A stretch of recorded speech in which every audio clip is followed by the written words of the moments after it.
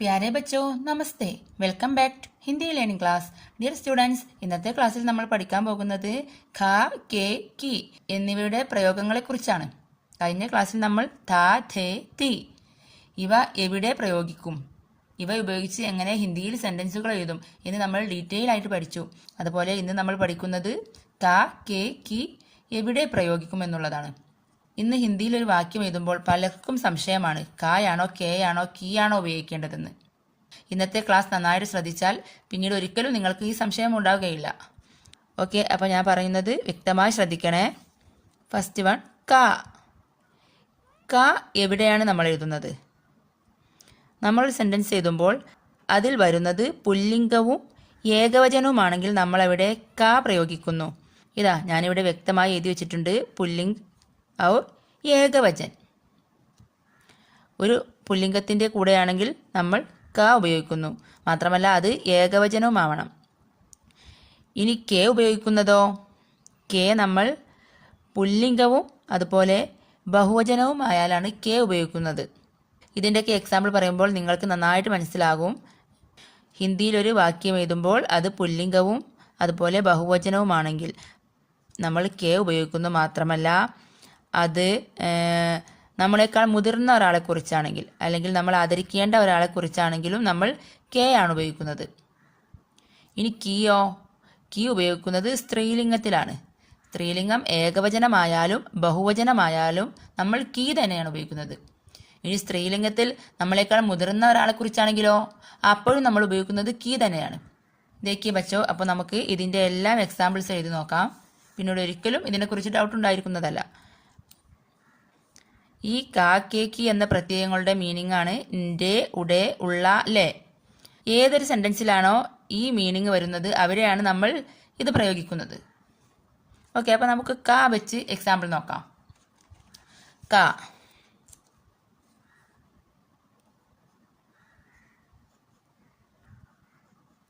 റീന. ഇവിടെയാണ് ഈ പ്രത്യയം എഴുതേണ്ടത്. റീന का ബേട്ട. റീന का ബേട്ട, റീനയുടെ മകൻ. ഇവിടെ നമ്മൾ ഉപയോഗിച്ചത് ക ആണ്. കാരണം എന്താ? റീനയുടെ മകൻ. ഇവിടെ നമ്മൾ നോക്കേണ്ടത് ഈ റൈറ്റ് സൈഡിലേക്കാണ്. റൈറ്റ് സൈഡിൽ സ്ത്രീലിംഗമാണോ പുല്ലിംഗമാണോ എന്ന് നോക്കുക. ഇവിടെ ബേട്ട എന്ന് പറഞ്ഞാൽ മകൻ, മകൻ എന്ന് പറഞ്ഞാൽ പുല്ലിംഗമാണ്. അപ്പോൾ നമ്മളിവിടെ ക ഉപയോഗിച്ചു.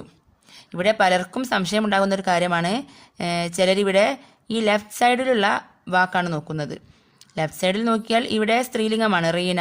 അപ്പം പലരും തെറ്റിദ്ധരിച്ച് റീന കീ ബേട്ട എന്ന് എഴുതും. അത് തെറ്റാണ്, അങ്ങനെയല്ല എഴുതേണ്ടത്. നമ്മൾ എപ്പോഴും നോക്കുന്നത് റൈറ്റ് സൈഡിലേക്കാണ്. ഇവിടെ ബേട്ട പുല്ലിംഗമായതുകൊണ്ട് നമ്മളിവിടെ ക ഉപയോഗിച്ചു. റീന ക ബേട്ട. Okay, understand? ഇനി മറ്റൊരു എക്സാമ്പിൾ നോക്കാം. രമ का ഭായി. രമ का ഭായി. റൈറ്റ് സൈഡിലേക്ക് നോക്കൂ. ഇവിടെ ഭായ് എന്നാണ്. ഭായ് എന്ന് പറഞ്ഞാൽ സഹോദരൻ. സഹോദരൻ നമുക്കറിയാം പുല്ലിംഗമാണ്. അപ്പോൾ നമ്മളിവിടെ ക ഉപയോഗിച്ചു. Okay, understand?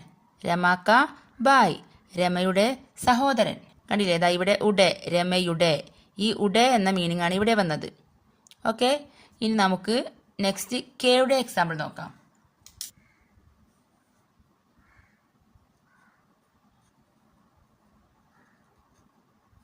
സ്കൂൾ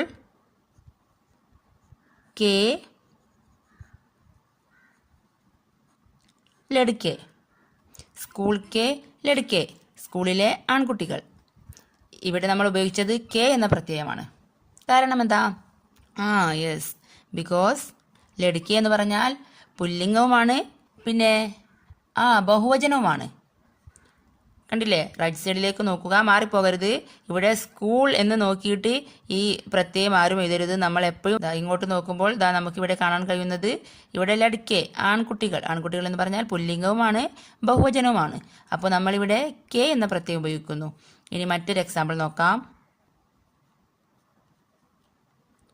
രാമു के അധ്യാപക്.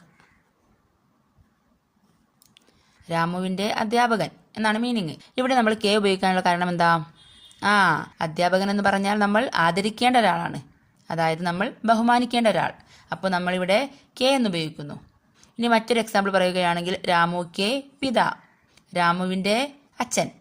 ഇവിടെ ഈ അച്ഛൻ നമ്മളെക്കാൾ മുതിർന്നതുമാണ്, നമ്മൾ ബഹുമാനിക്കേണ്ട ഒരാളുമാണ്, അതുകൊണ്ട് നമ്മൾ കെ ഉപയോഗിക്കുന്നു. മാത്രമല്ല പുല്ലിംഗവുമാണ്. ഓക്കെ, ഇനി നെക്സ്റ്റ് കീ വെച്ച് എക്സാമ്പിൾ നോക്കാം.